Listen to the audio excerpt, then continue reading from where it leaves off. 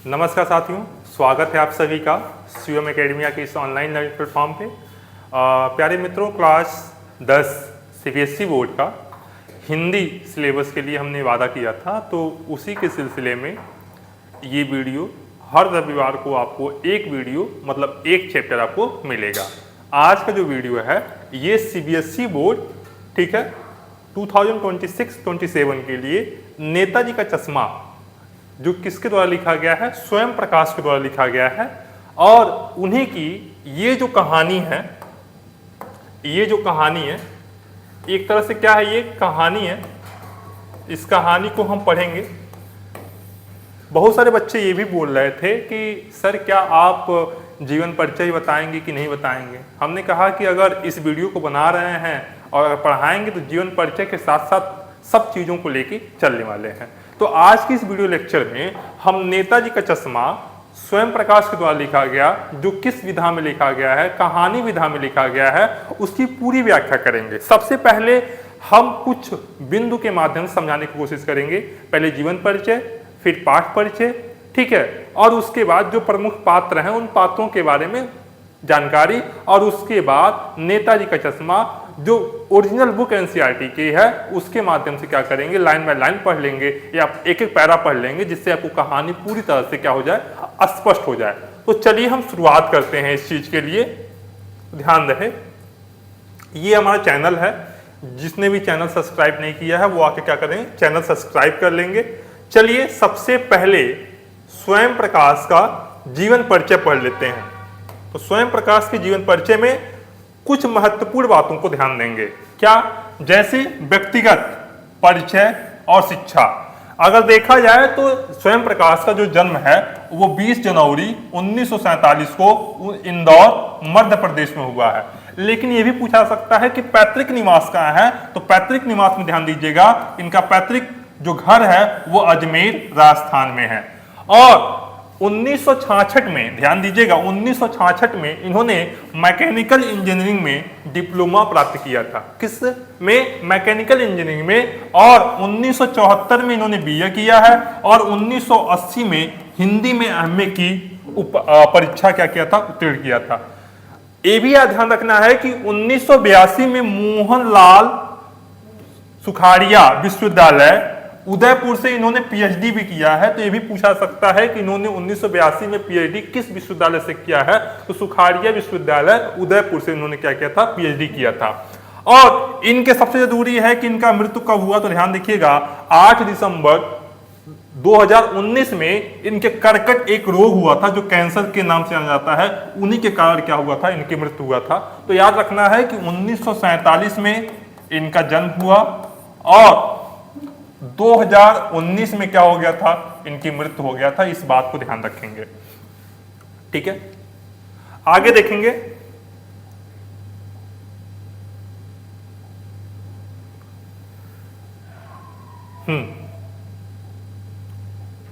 अब बात करते हैं कि व्यवसायिक जीवन कैसा था इनका। व्यवसायिक जीवन में ध्यान रखेंगे कि प्रारंभिक जो कार्य है, इन्होंने भारतीय नौसेना में 1967 में विभिन्न शिपिंग कंपनियों में सौर फीटर के रूप में कार्य किया। किस रूप में? सौर फीटर के रूप में। डाक तार विभाग में 1970 में लंबे समय तक रिपीटर स्टेशन असिस्टेंट के रूप में इन्होंने कार्य किया है। और तो और हिंदुस्तान जिंक लिमिटेड में 1983 में राजभाषा अधिकारी भी बने थे। और 2002 में ध्यान रखिएगा, यहां से वे स्वैच्छिक रूप से सेवानिवृत्त हो जाते हैं, ठीक है। ये भी बात याद रखना है। और साहित्यिक परिचय में ध्यान दीजिएगा, इनकी प्रमुख जो विधा है, हमने देखा कि ये जो विधा है वो कहानी विधा के लेखक माने जाते हैं, बहुत प्रसिद्ध लेखक है। लेकिन कहानी के साथ साथ ये बहुत सारे उपन्यास भी लिखते हैं, नाटक भी लिखते हैं, निबंध भी लिखते हैं। यानी ये कहानी तो लिखते ही लिखते हैं, लेकिन उपन्यास भी लिखते हैं, नाटक भी लिखते हैं और निबंध भी लिखते हैं। इनकी जो विचारधारा है, ठीक है, वो सतोत्री पीढ़ी की है, जो जनवादी लेखन और विचारधारा के है। ये मध्यवर्गीय परिवार के बारे में ज्यादा लिखते हैं, मध्यवर्गीय जीवन के बारे में लिखते हैं, स्त्री पुरुष के बारे में लिखते हैं, स्त्रियों के जो शोषण होता है उसके बारे में लिखते हैं। और आम जो जनमानस है उस जनमानस के बिहाफ पे क्या हो रहा है समाज में, उनको उजागर करने का काम इन्होंने किया है। तो चलिए थोड़ा सा और कुछ बातें ध्यान रखते हैं इसमें। देखिए जैसा कि हमने बताया था कि ये मध्य परिवार के लिखते हैं, तो मध्य वर्ग की जो शक्तियां हैं, कमजोरियां हैं और बदल रहे भारतीय समाज का सजीव चित्रण इनके कहानी में स्पष्ट रूप से देखने को मिलता है। और वहीं देखें जो संपादन के रूप में इन्होंने भीनमाल से लघु पत्रिका क्यों का संपादन प्रकाशन किया है, तो ध्यान रखेंगे कि कौन सा लघु पत्रिका नाम है क्यों, और क्यों किसके द्वारा है जो संपादन किया गया था, तो स्वयं प्रकाश के द्वारा किया गया था। इतनी बातें हो जाएंगी तो आगे देखिएगा प्रमुख कृतियां, प्रमुख कृतियों में ध्यान दीजिएगा, प्रमुख कृतियों में ध्यान दीजिएगा, कुछ इंपॉर्टेंट है, कहानी भी है, उपन्यास भी है, लेकिन हम एक एक दो दो करके क्या करेंगे इसमें बात करने वाले हैं। तो ध्यान दीजिएगा कहानी में, ध्यान दीजिए कहानी में इनका मात्रा और भार 1975 ये पूछा सकता है, सूरज कब निकलेगा, आसमां कैसे कैसे आएंगे, अच्छे दिन भी पूछे जा सकते हैं कि ये किसके द्वारा लिखा गया ये कहानी, तो आपको तुरंत बताना है स्वयं प्रकाश के द्वारा। आदमी जात का आदमी ये भी किसके द्वारा लिखा गया है, ये स्वयं प्रकाश के द्वारा लिखा गया है। इनके कुछ प्रसिद्ध उपन्यास हैं जैसे जलते जहाज पर, बीच में विनय, ईंधन और उत्तर जीवन कथा। और तो और बात करें, ईंधन और भूमंडलीकरण के प्रभावों का अध्ययन करने वाला पहला हिंदी उपन्यास भी माना जाता है।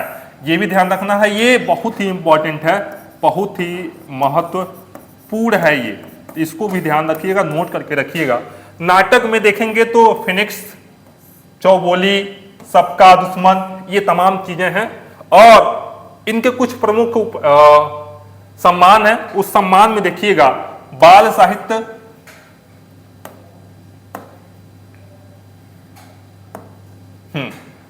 ध्यान दीजिएगा बाल साहित्य पुरस्कार उनकी कृति प्यारे भाई राम सहाय के लिए पूछा जा सकता है कि उनको जो बाल साहित्य अकादमी पुरस्कार मिला था वो किस कृति के लिए मिला था, तो ध्यान दीजिएगा प्यारे भाई राम सहाय के लिए।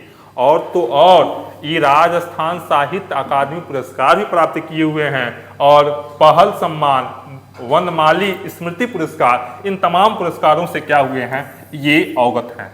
अब हम बात करने वाले हैं मुख्य रूप से, मेरी अब जो बात होने वाली है अब पूरे कहानी पे, को कहानी पढ़ने के लिए मैं कुछ चीजें यहाँ पे आपको नोट करा दे रहा हूं, उसको ध्यान दीजिएगा।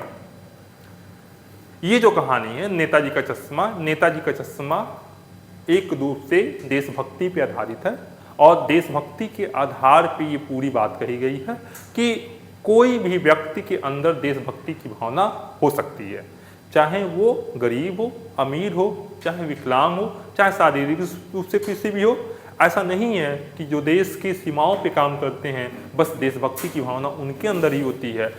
देश के भारत देश में रहने वाले हर एक भारतीय के अंदर देशभक्ति की भावना हो सकती है, लेकिन हम उस देशभक्ति की भावना को कैसे प्रदर्शित करते हैं ये बहुत जरूरी रहता है।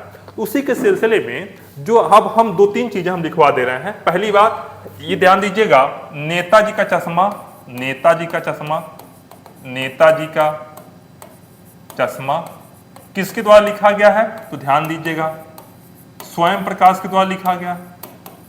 फिर पूछा जाएगा किस विधा में लिखा गया है, किस विधा में लिखा गया है, तो कहानी विधा में लिखा गया है। इतनी बातें आपको याद रखना है। इसमें जो प्रमुख पात्र हैं उसमें ध्यान दीजिएगा कि सबसे पहले हालदार साहब आते हैं। हालदार साहब एक कंपनी के सिलसिले में हर 15 दिन पे क्या करते हैं, जिस कस्बे के बारे में बात करने वाले हैं उस कस्बे से होकर क्या करते हैं, गुजरते हैं। अपने काम के सिलसिले में हर 15 दिन पे गुजरते हैं। इनकी भूमिका क्या है ये बहुत जरूरी है। ये पार्ट सब कोई पढ़ाता है, लेकिन जिस तरीके से हमने नोट्स तैयार किया है उस तरीके से कोई नोट्स नहीं तैयार करता है। तो ध्यान दीजिएगा ये कहानी जिज्ञासु पात्र के रूप में है। पूछा जा सकता है कि हालदार साहब किस रूप में हैं, तो जिज्ञासु पात्र के रूप में है। हर चीज जानने की इच्छा उनके अंदर रहती है। जो कस्बे के मुख्य नगर पालिका द्वार पर लगाई गई नेताजी की प्रतिमा का अवलोकन करते हैं और देश के प्रति सम्मान रखने वाले व्यक्ति और चश्मे वाले देशभक्ति देखकर भावुक हो जाते हैं। इनका ये कार्य है, ये इनकी भूमिका है। तो पहले पात्र का नाम क्या है, तो ध्यान रखना है कि हालदार साहब। ये इंपॉर्टेंट है, ध्यान दीजिएगा। ये पूछा जा सकता है, और ये पूछा सकता है कि वो कंपनी के सिलसिले में कितने दिनों पे जाते थे काम के सिलसिले में, 15 दिन। ये क्वेश्चन पूछा सकता है। नेक्स्ट नेक्स्ट है पान वाला। पान वाला का कार्य कस्बे के मुख्य चौराहे पे उसकी पान की दुकान है, ये भी पूछा जा सकता है। दूसरा पात्र कौन है? पान वाला।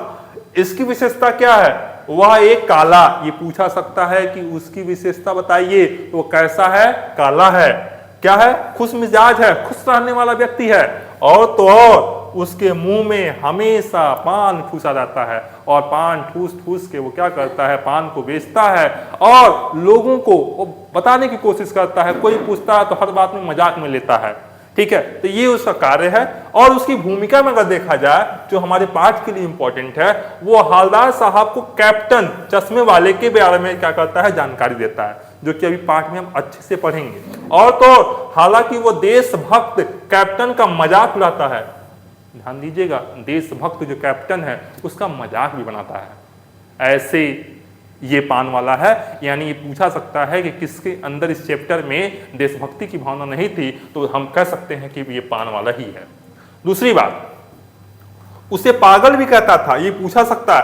कैप्टन की मृत्यु पर वह उदास हो जाता है, लेकिन अंतिमतः क्या करता है? जब पान वाला जो कैप्टन वाला है, जब कैप्टन जो चश्मा वाला है, कैप्टन उसी को कहा जाता है, जब उसकी मृत्यु हो जाती है तो वो भावुक हो जाता है, वो उदास हो जाता है और उसको भी कुछ अच्छा नहीं लगता है। अब तीसरा जो कैरेक्टर है, वो तीसरा कैरेक्टर कौन है? कैप्टन चश्मा वाला। ध्यान दीजिएगा, कौन है? कैप्टन चश्मा वाला। बहुत ही महत्वपूर्ण बात कर रहे हैं, तो ध्यान दीजिएगा। इसका प्रमुख कार्य क्या क्या? ध्यान दीजिएगा। हाँ, चलिए, इसका प्रमुख कार्य, वो बूढ़ा है, लंगड़ा है, गरीब व्यक्ति है, जो फेरी लगाकर, मतलब वो दुकान लगाता है, चश्मा का दुकान लगाता है। उसके पास कोई स्थिर दुकान नहीं है, उसका कोई दुकान नहीं है। वो अपने सामान को ले जाता है, कहीं खड़ा करता है, फिर बेच देता है, तो उसको कहते हैं फेरी वाला। उसकी भूमिका क्या है? नेताजी के प्रति अगाध श्रद्धा है। जो नेताजी सुभाष चंद्र बोस जो मूर्ति लगी हुई है, उस मूर्ति पे उसका अगाध श्रद्धा है, बहुत प्रेम करता है। कारण मूर्ति पे बिना चश्मे के देखकर वो आहत करता है। वो समझता ये है कि जो चश्मा है जो लगा हुआ है, उस पे तो कुछ लगा है नहीं, इससे अच्छा क्या है कि वो पूरी तरीके से क्या करे? उसके प्रति समर्पित है। इसलिए वो अपनी और मूर्ति पे असली चश्मा लगाकर देता है। वो इस कहानी का वास्तविक, अगर पूछा जाए इस कहानी का वास्तविक नायक कौन है, तो कौन है? कैप्टन वाला, चश्मा वाला। और निस्वार्थ देशभक्ति की भावना प्रकट करता है। यानी सबसे बड़ा नायक इस चैप्टर में कोई है तो कौन है? कौन? चश्मे वाला, जिसको क्या कहा जाता है? कैप्टन कहा जाता है। और भी अन्य पात्र हैं जो इसकी भूमिका बहुत कम है, तो देख लेते हैं उल्लेख पात्र। एक तो मास्टर मोतीलाल, वही मोतीलाल हैं जो क्या करते हैं? मूर्ति को बनाने का कार्य करते हैं। तो ध्यान दीजिएगा, कस्बे के हाई स्कूल के ड्राइंग के मास्टर, जिन्होंने जल्दबाजी या बजट की कमी के कारण क्या किया? नेताजी की मूर्ति बनाई, लेकिन उस पर चश्मा लगाना क्या कर गए थे? भूल गए थे। दूसरा, एक तो ड्राइवर। कौन ड्राइवर? किसका ड्राइवर? हवलदार साहब। हवलदार साहब जाते तो जिस जीप से जाते थे उसमें ड्राइवर था, उसी ड्राइवर के बारे में बात हो रही है कि हवलदार साहब का जीप का चालक जो उनके निर्देशों का पालन करता है। ठीक है, बच्चे जो हैं, सरकंडे वाले की बात हो रही है। तो कहानी के अंत में नेताजी की मूर्ति पे सरकंडे का चश्मा लगाकर यह सिद्ध करते हैं कि नई पीढ़ी में भी देशभक्ति की भावना जीवित है। कहते हैं लेकिन समाज बदल रहा है, देश बदल रहा है, दुनिया बदल रहा है, समय बदल रहा है, लेकिन क्या पहले जिस तरह के देशभक्ति की भावना थी, क्या आज वो देशभक्ति की भावना है? लेकिन इस कहानी के माध्यम से स्वयं प्रकाश ने बताया है कि जो बच्चे हैं, जो सरकंडे के माध्यम से चश्मा लगाते हैं, वो कहीं ना कहीं क्या कर रहे हैं? देशभक्ति की भावना को उजागर कर रहे हैं कि आने वाली पीढ़ियों के अंदर भी क्या है? देशभक्ति की भावना बहुत अच्छे से समाहित है। चलिए, इतनी बातें हमको उम्मीद है समझ गए होंगे। अब हम आते हैं कहानी का मुख्य संदेश क्या है, ये कहानी क्या कहना चाहता है, किस माध्यम से कहना चाहता है। तो तमाम चीज़ें, जैसे हमने कहा ना कि हम चैप्टर को पढ़ाएंगे तो अच्छे से पढ़ाएंगे, वरना पढ़ाने के लिए बहुत सारी चीज़ें हैं, लेकिन हम एकदम सिस्टमैटिक तरीके से। और एक चीज़ और, अगर इसका PDF चाहिए, ये जो PDF हम पढ़ा रहे हैं, अगर PDF चाहिए, इससे नोट्स बनाना चाहते हैं, तो डिस्क्रिप्शन बॉक्स में टेलीग्राम का चैनल का लिंक है। उस टेलीग्राम चैनल पे क्या करेंगे, आज ही हम क्या करेंगे, इसको अपलोड करा देंगे, तो आप उसको जरूर देख लीजिएगा। तो चलिए, कहानी का मुख्य संदेश क्या है? देशभक्ति। ध्यान दीजिएगा, देशभक्ति की परिभाषा। ये कहानी स्पष्ट करती है कि देश केवल सीमाओं, नदियों, पहाड़ों से नहीं। एक बात स्पष्ट कर दें कि देशभक्ति देश के भीतर से नहीं, देश की सीमाओं से नहीं, बल्कि नदियों से, झरनों से, पहाड़ों से, प्रकृति से, वहाँ के रह रहे लोगों से, संस्कृति से, सांस्कृतिक कार्यक्रमों से, इन तमाम चीज़ों से बनता है। और उसमें रहने वाले जो नागरिक हैं, वनस्पतियां हैं, जीव जंतु से बनता है। इन सब के प्रति प्रेम और उनकी जो समृद्धि है उसके लिए प्रयास करना ही क्या है, असली वास्तविक देशभक्ति की भावना है। और तो और कैप्टन चश्मे वाले के पात्र के माध्यम से इस कहानी में क्या बताया गया है कि प्रतीकात्मक महत्व क्या है। कैप्टन एक बूढ़ा है, गरीब है, लंगड़ा व्यक्ति है जो फेरी लगाकर चश्मे बेचता है। वह कोई फौजी नहीं है, फिर भी लोग उसे क्या कहते हैं, कैप्टन कहते हैं, क्योंकि उसके मन में देश के शहीदों और देश के बलिदान करने वालों के प्रतीक के रूप में अगाध सम्मान है, प्रेम है कि जो देश के लिए बलिदान हो गए उनके प्रति तो कम से कम अगाध क्या होना चाहिए, प्रेम होना चाहिए, सम्मान होना चाहिए। इन तमाम चीजों के बारे में बात करने वाले हैं। ठीक है, अब आगे ध्यान दीजिएगा। योगदान करने के मामले में नेताजी की मूर्ति पर चश्मा न होना उसे आहत करता है, इसलिए क्या करता है, अपनी ओर से एक असली मूर्ति का चश्मा लगा देता है। और ये दर्शाता है कि संसाधन जो रिसोर्सेस हैं अगर कम होने के कारण भी एक साधारण नागरिक देश के प्रति अपना कर्तव्य कैसे निर्वहन कर सकता है, कैसे निभा सकता है। ऐसा जरूरी नहीं है कि मेरे जेब में लाखों हों, करोड़ों हों तभी देश की सेवा कर सकते हैं, देशभक्ति का जाहिर कर सकते हैं। लेकिन कैप्टन वाले के माध्यम से जिस तरह से देशभक्ति की भावना एक अपने फेरी वाले से चश्मा निकाल के नेताजी के क्या करता है, मूर्ति पे चश्मा लगा देता है। इस तरह से कोई भी परिस्थितियां कैसी भी हों, पैसा हो या ना हो, लेकिन अगर देशभक्ति की भावना है तो कम से कम संसाधनों में क्या कर सकते हैं, देशभक्ति की भावना हम उजागर कर सकते हैं। अब तो और देखिएगा, हालदार साहब और वैचारिक द्वंद्व, ध्यान दीजिएगा। बस थोड़ा सा और है, उसके बाद कहानी पे हम पूरी चलते हैं। ध्यान दीजिए, हालदार साहब कहानी के वे पात्र हैं जो समाज के देशभक्ति की भावना को खोजते हैं।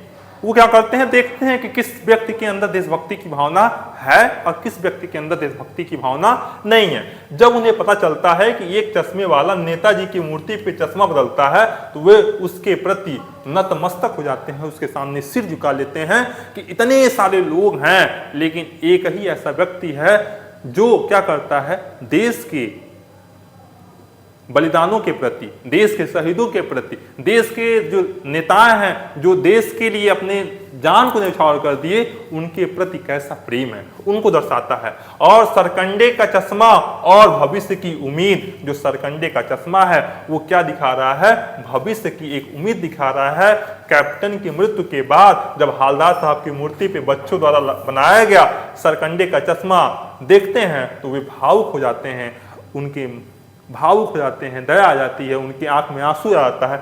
ऐसी यह चश्मा इस बात का प्रतीक है कि नई पीढ़ी के बच्चों के मन में भी देशभक्ति जीवित है। ये भी पूछा सकता है कि चश्मा का जो प्रतीक है वो किसके रूप में है, तो नई पीढ़ी के बच्चों के लिए है। मन में देशभक्ति की भावना और देश का भविष्य सुरक्षित हाथों में है, इस बात का संकेत कर रहा है। कहानी की शिल्प और शैली क्या है, किसाई गोई शैली में लिखा गया है। लेखक ने रोचक किसाई गोई और बोलचाल की भाषा में ये कहानी क्या है, प्रस्तुत किया है, इस बात को ध्यान देना है। व्यंग है, व्यंग भी किया गया है। किस पे व्यंग किया गया है, व्यंग पान वाले के माध्यम से समाज के उन मानसिकता पर व्यंग किया गया है जो शारीरिक रूप से अक्षम गरीब देशभक्तों को पागल समझती है। इस बात का क्या किया गया है, व्यंग किया गया है। ये तमाम चीजें थी जो जिसके माध्यम से हम क्या करने वाले हैं, कहानी को समझने वाले हैं। अब तक तो हमने ये देख लिया कि इस कहानी में पूरी तरह से है क्या। अब आते हैं हम पूरी कहानी पे, नेताजी का चश्मा। हम क्या करेंगे, इसको ध्यान दीजिएगा, लाइन बाय लाइन पढ़ने वाले। कैसे पढ़ने वाले हैं, लाइन बाय लाइन पढ़ने वाले हैं। चलिए अब पूरी कहानी हम सुनाते हैं। 2 मिनट में कहानी सुनाएंगे, एक एक पेज वाले, फिर उसके बाद कहानी शुरू करते हैं। एक हालदार साहब आपने देख लिया, हालदार साहब के माध्यम से ये कहानी को बताया गया है। मुख्य रूप से एक कस्बा है, उस कस्बे में एक नेताजी का, सुभाष चंद्र बोस जी का क्या है, मूर्ति लगा हुआ है। मूर्ति पूरी तरह से बना हुआ है, मूर्ति में कोई कमी नहीं है, बस एक चीज़ की कमी है। क्या हुआ है, जो मूर्ति में चश्मा लगता है जो नेताजी सुभाष चंद्र बोस लगाते हैं, वो किसी न किसी कारणवश क्या होता है, छूट जाता है। इसलिए उस पर क्या करता है, जो पान वाला जो कैप्टन है, जो चश्मे वाला है, वो क्या करता है, ओरिजिनल चश्मा उनके मूर्ति पे लगा देता है। मतलब उसी मूर्ति के आसपास, उसके इर्द गिर्द क्या हुआ है, पूरी कहानी बैठा हुआ है। तो चलिए हम देखते हैं पूरी कहानी है क्या। लाइन बाय लाइन पढ़ेंगे, जहां जरूरत होगी वहां समझा देंगे, अदरवाइज हम क्या करेंगे, पढ़ते हुए चलेंगे। तो चलिए हम शुरुआत करते हैं इस कहानी की। थोड़ा फास्ट करेंगे, ध्यान दीजिएगा। हाँ, जहां जरूरत पड़ेगी वहां पे हम एक्सप्लेन कर देंगे।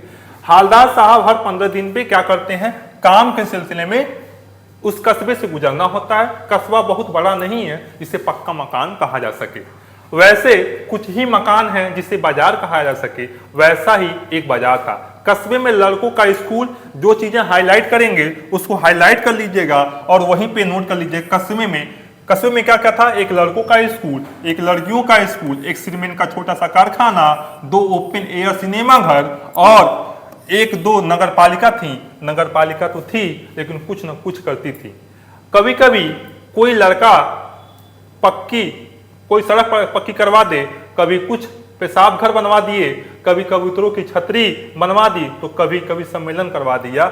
इसी नगर पालिका के किसी उत्साही बोर्ड ने, ध्यान दीजिए, यही पूछा सकता है कि उत्साही बोर्ड, या कह सकते हैं कि प्रशासनिक अधिकारी ने एक बार शहर के मुख्य बाजार में क्या किया था, नेताजी का, सुभाष चंद्र बोस की संगमरमर की प्रतिमा लगवा दी थी। पूछा सकता है कि ये जो मूर्ति बनी हुई है वो किससे बनी हुई है, तो ध्यान दीजिएगा, संगमरमर की बनी हुई है। ये कहानी उस प्रतिमा के बारे में है, बल्कि उसके एक छोटे से हिस्से के बारे में है, उस प्रतिमा के बारे में है। तो पूरी तरीके से क्या है, नेताजी का जो चश्मा बना हुआ है, मूर्ति बना हुआ है, उस मूर्ति के बारे में है जो संगमरमर के बना हुआ है। तो आगे चलते हैं, ध्यान दीजिएगा। पूरी बात तो अब पता नहीं, लेकिन लगता है कि देश के अच्छे मूर्तिकारों की जानकारी नहीं होने के कारण या अच्छी मूर्ति की लागत का अनुमान या उपलब्ध बजट से कहीं बहुत ज्यादा होने के कारण काफी समय ऊहापोत और चिट्ठी पट्टी के बर्बाद हुआ होगा और बोर्ड की शासन अवधि समाप्त होने की घड़ियां में भी किसी स्थानीय कलाकार को ही अवसर देने का निर्णय किया गया होगा। अंत में कस्बे के इकलौते, हाई स्कूल के इकलौते, ठीक है, ड्राइंग मास्टर, मान लीजिए मोतीलाल माना गया है, जो कि यह काम सौंप दिया गया होगा, जो महीने भर में मूर्ति बनाकर पटक देने यानी पूर्ण कर देने के लिए विश्वास दिला रहे थे। मतलब कहा गया है कि अभाव के कारण, या हो सकता है कि जो बजट हम लोग अनुमान कर रहे थे उस बजट फेल हो गया होगा, चाहे जो बजट की कमी रही होगी, या हो सकता है कि अच्छे मूर्तिकारों को समय से न खोज पाना, क्योंकि जो समय अवधि है क्या हो रहा है, समाप्त हो रहा है, और जो वादा किया गया था, जो जनता से वादा किया गया था, वो जल्दी से पूरा कर दिया जाए। इसके वजह से क्या किया गया, जल्दबाजी में या बहुत सोचा गया, समझा गया, बहुत सारी चीज़ें की गई, विमर्श हुआ, विचार हुआ, सब कुछ हुआ, लेकिन अंतोगत्वा क्या हुआ, वहीं के जो कस्बा था, वहीं में जो लड़कों का एक स्कूल था, उसमें से ड्राइंग जो मास्टर जो कला पढ़ाते हैं, उन्हीं कला के जो इसका नाम दिया गया है मोतीलाल, उनको क्या किया, मूर्ति बनाने का ठेका दे दिया गया, कांटेक्ट कर दिया गया। और वो भी मूर्तिकार जो था, जो ड्राइंग मास्टर था, उन्होंने कहा था कि हम क्या करेंगे, 1 महीने में क्या कर देंगे, मूर्ति को बना के पूर्ण कर देंगे। ठीक है, इतनी बातें क्लियर हो गई हैं।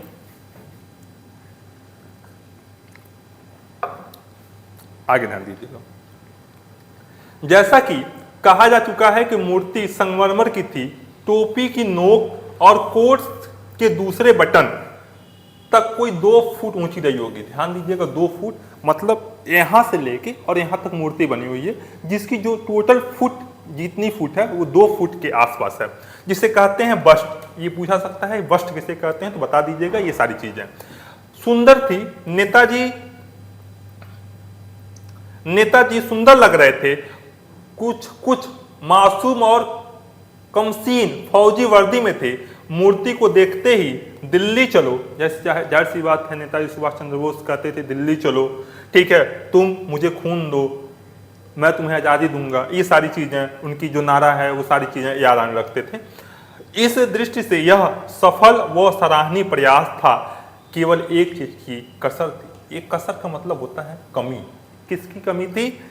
जो देखते ही खटकती थी। नेताजी की आंखों पे चश्मा नहीं था, यानी चश्मा तो था लेकिन संगमरमर का नहीं, एक समान और सचमुच के, यानी वो चश्मा जो था संगमरमर का नहीं बना था, जो मूर्ति बना था वो किसका था? सचमुच था, ओरिजिनल चश्मा था। उसके बारे में लेखक बता रहा है। आगे ध्यान दीजिएगा।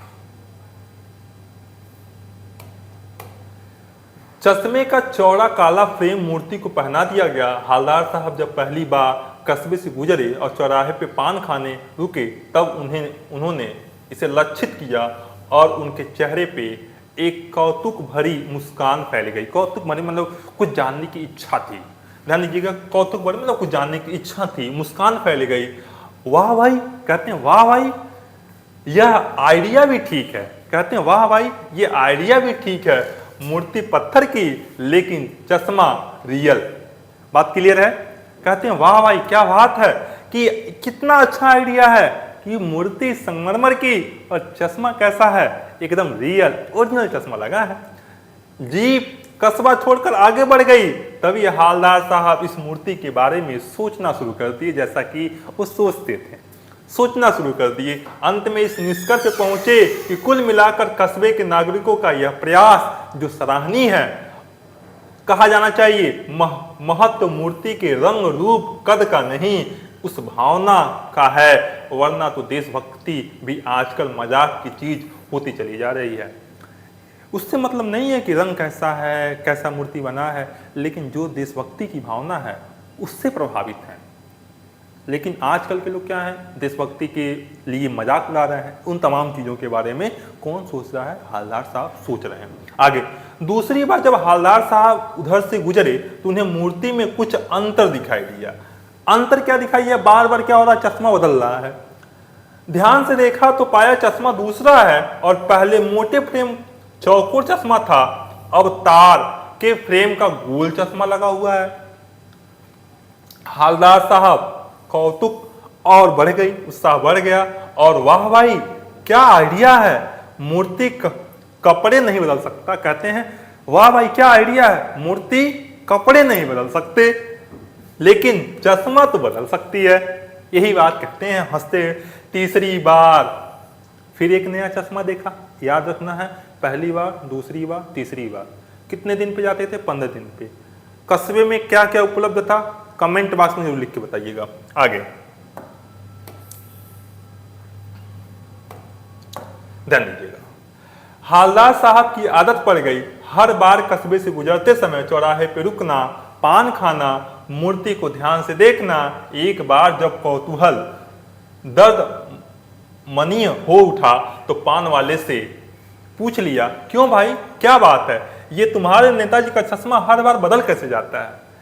बहुत उत्साहित थे जानने के लिए कि क्यों चश्मा बदल जाता है, कौन बदलता है। उनके मन में जो जिज्ञासा था वो जिज्ञासा और बढ़ गया और तेजी से बढ़ गया और बढ़ते बढ़ते उस पान वाला जहाँ पान खाते थे उस पान वाले से पूछ लिया, आखिर भाई ये चश्मा कैसे बदल जाता है? उसी के बारे में पान वाले ने खुद के मुंह में क्या किया था? पान ठूसा हुआ था। क्या हुआ था? पान ठूसा हुआ था।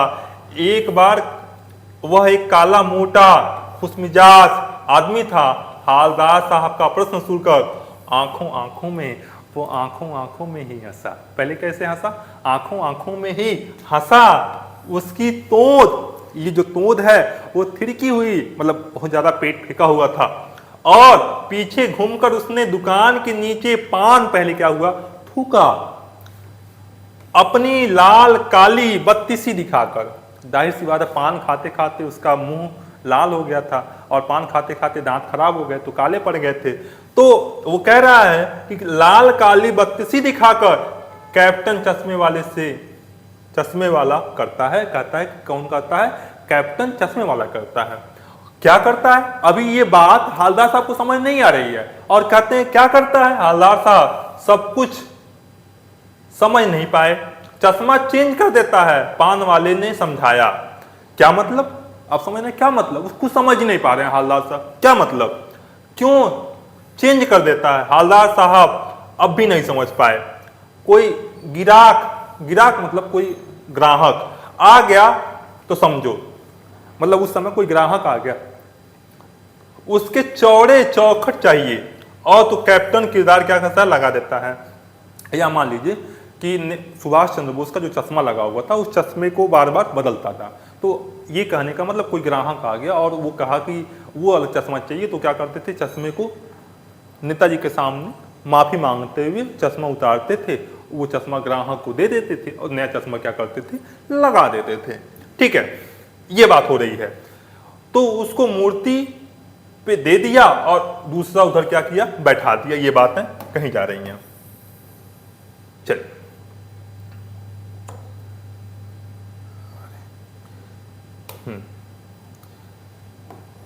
कहाँ चला गया भाई?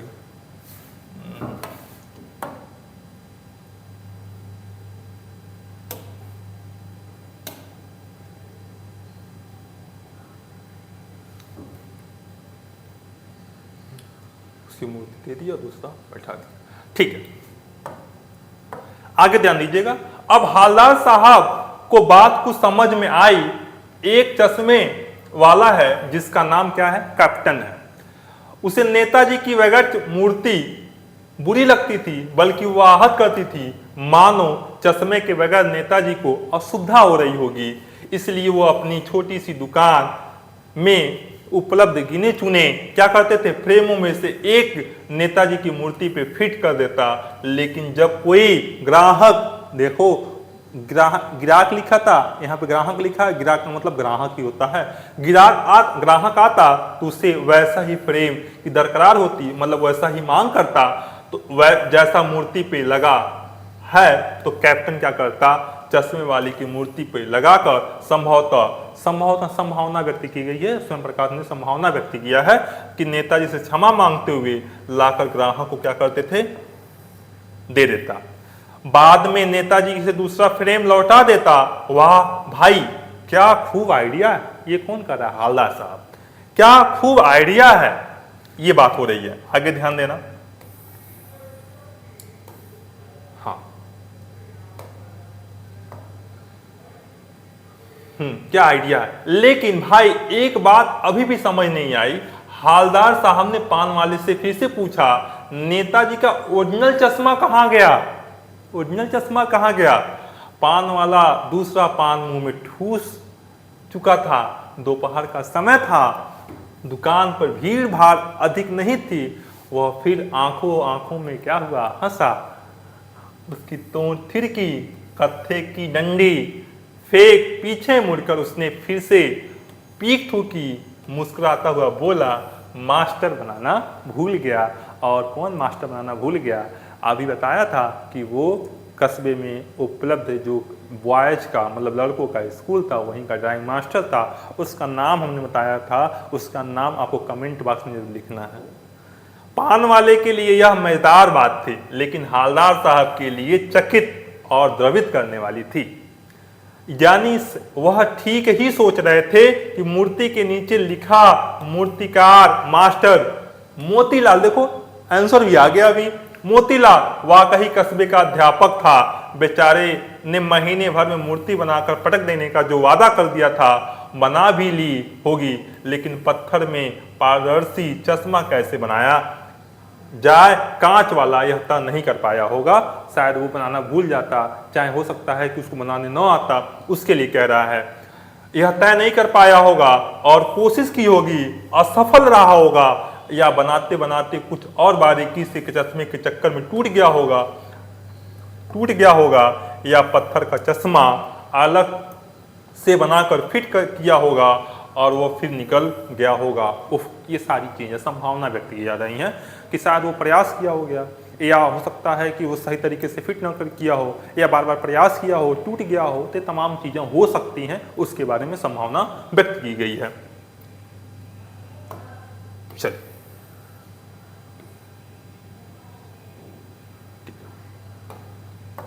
ठीक है। हालदार साहब को यह सब कुछ बड़ा विचित्र और कौतुक भरा लग रहा था। उन्हीं ख्यालों में खोए खोए पान के पैसे चुकाकर चश्मे वाले की देशभक्ति के समक्ष नतमस्तक होते हुए वह जीप की तरफ चले, फिर रुके, पीछे मुड़े, पान के पास जाकर पूछा, क्या कैप्टन नेताजी का चश्मा क्या कैप्टन चश्मे वाला नेताजी का साथी था? क्या उनका साथी था या आजाद हिंद फौज का भूतपूर्व, मतलब उनके साथ कोई सिपाही था? पान वाला नया पान खा रहा था। पान पकड़े अपने हाथ को मुंह के 1.5 इंच दूर, मतलब यहां से यहां तक रखा हुआ था। उसने हालदार साहब को ध्यान से देखा और फिर अपनी लाल काली बत्ती सी दिखाई और मुस्कुरा के बोला, नहीं साहब, वो लंगड़ा क्या जाएगा फौज में? पागल है पागल। कैसा है? पागल है पागल। वो देखो आ रहा है, वो देखो आ रहा है। आप उसी से बात कर लो, फोटो छपवा दो उसका कहीं। हालदार साहब ने पान वाले द्वारा देशभक्ति की इस तरह मजाक उड़ाया जाना अच्छा नहीं लगा। मुड़कर देखा, अवाक रह गए, मतलब बिना बोले रह गए। वह बेहद बूढ़ा मरियल सा लंगड़ा आदमी, फिर सिर पर गांधी टोपी, आंखों पर काला चश्मा लगाए, एक हाथ में छोटी सी संदूकची, ध्यान दीजिएगा, संदूचकी, और दूसरे हाथ में बांस पर टंगे बहुत सारे चश्मे लिए अभी एक गली से निकला था और अब एक बंद दुकान के सहारे अपना बांस टिका रहा था। तो इस बेचारे की दुकान भी नहीं थी। फेरी लगाता है, हालदार साहब के चक्कर में पड़ गया। पूछना चाहते थे इसे कैप्टन क्यों कहते थे, क्या यही इसका वास्तविक नाम है? लेकिन पान वाले ने साफ बता दिया कि अब वह इस बारे में बात करने को तैयार नहीं है। ड्राइवर भी बेचैन हो रहा था। इतनी बातें समझ में आ गई? इतनी बातें क्या हो रहा था? बहुत सारी चीज़ें उत्साहित थे, बहुत सारी जिज्ञासा था कि पूछें क्या क्या क्या चीज़ें हैं, लेकिन वो बार बार पूछने की प्रयास करते हैं। और लेकिन दुकान पे जो पान वाला था बार बार दुकान पे था, ग्राहक आ रहे थे तो बताने की कोशिश जितना हो सकता था बता दिया, लेकिन उसके आगे ये बताने की कोशिश नहीं करता है। कहता है कि अब इसके आगे तैयार नहीं होंगे। ड्राइवर भी बहुत समय से खड़ा था, उसको बेचैनी हो रही थी, तो आगे काम भी था। आगे ध्यान दीजिएगा, काम भी था। हालदार साहब जीप में बैठ कर चले। यहाँ बात पूछी जाती है कि हालदार साहब, ध्यान दीजिएगा, पूछा सकता है कि हालदार साहब जीप में आते थे। पता चल गया 2 साल तक हालदार साहब अपने काम के सिलसिले में उस कस्बे से गुजरते रहे और नेताजी की मूर्ति बदलते हुए चश्मों को देखते रहे। कभी गोल चश्मा तो कभी चौकोर, तो कभी लाल, तो कभी काला, तो कभी धूप का चश्मा, कभी बड़े बड़े कांचों वाला गुंगो चश्मा, पर कोई ना कोई चश्मा होता जरूर था। ये तमाम चीजें बात हो रही थी। बस थोड़ा सा और रह गया है, हम इसको खत्म करने वाले हैं, ध्यान दीजिएगा।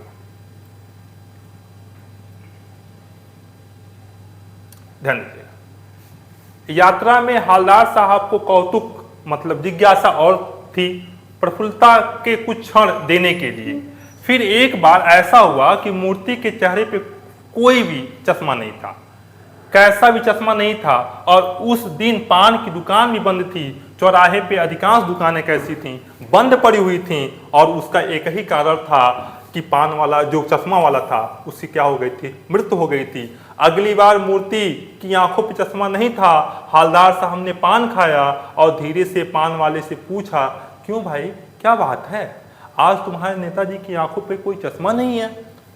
पान वाला उदास हो गया। पान वाला कैसा हो गया? उदास हो गया। उसने पीछे मुड़कर मुंह का पान नीचे थूककर, सिर झुकाकर, अपनी धोती के सिरे से आंख पोंछते हुए, उसके अंदर भी भावना आ गई देशभक्ति की, या कह सकते हैं कि वो उसके अंदर भी दया आ गया। धोती पोंछते हुए कहा, साहब कैप्टन नहीं रहा, साहब कैप्टन नहीं रहा। और कुछ नहीं पूछ पाए। हवलदार साहब कुछ पल चुपचाप खड़े रहे, फिर पान के पैसे चुकाकर जीप में आकर बैठे और रवाना हो गए। बार बार सोचते क्या होगा उस कौम का, उस जनता का, जो अपने देश के खातिर उस गृहस्थी जवानी जिंदगी जो सब कुछ होम देने वालों पर भी हंसती है और अपने लिए बिकने के मौके पे ढूंढती है। दुखी हो गए। 15 दिन बाद फिर उसी कस्बे से गुजरे।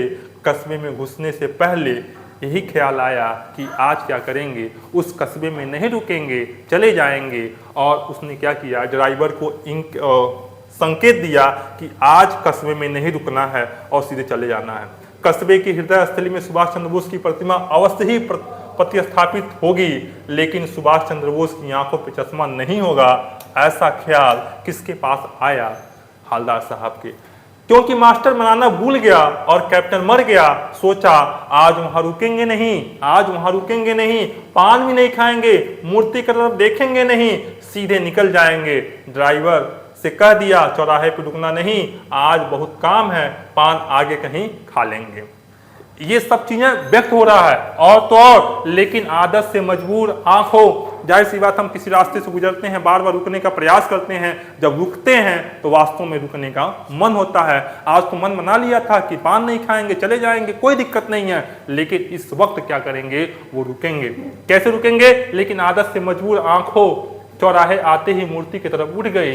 कुछ ऐसा देखा कि चीखे, कहते हैं रुको रुको रुको। जीप स्पीड में थी, ड्राइवर ने जोर से ब्रेक मारा। रास्ता चलते चलते क्या किए, खुद कौन, हवलदार साहब जीप से कूद पड़े। और क्या हुआ, जीप चलते हुए उसने जीप से न रुकने तक हवलदार साहब जीप से कूद पड़े। तेज तेज कदमों से मूर्ति की ओर लपके और उसके ठीक सामने जाकर अटेंशन में खड़े हो गए। ऐसे अटेंशन में खड़े हो गए और क्या हो गए, मूर्ति की आंखों पे सरकंडे से बना छोटा सा चश्मा रखा हुआ था, जैसा बच्चे बना लेते हैं। हवलदार साहब भावुक हो गए। इतनी सी बात पे उनकी आंखें कैसी हो गईं, नम हो गईं। ये पूरी कहानी देशभक्ति की भावना के प्रतीक होता है। जो कस्बा है वो कस्बा किसका प्रतीक है, जो विकासशीलता का प्रतीक है। और ये जो सरकंडे हैं वो सरकंडे तमाम चीज़ों का प्रतीक, जो आगे के स्लाइड में हमने ऊपर बात किया है। ये कहानी आपको कैसा लगा, ये कहानी पढ़ने के बाद कैसा लगा, इन तमाम चीज़ों के बारे में आप कमेंट बॉक्स में जरूर बताइएगा। और इसका PDF चाहिए तो टेलीग्राम चैनल के लिंक पे ज्वाइन कर लीजिएगा। वहाँ पे हमने PDF को क्या कर देंगे, अपलोड कर देंगे, वहाँ से डाउनलोड कर लीजिएगा। और फिर अगले संडे को फिर मिलते हैं। अब हम मिलेंगे पद खंड में, सूरदास के पद पढ़ेंगे। तब तक बने रहिए हमारे चैनल पे। धन्यवाद।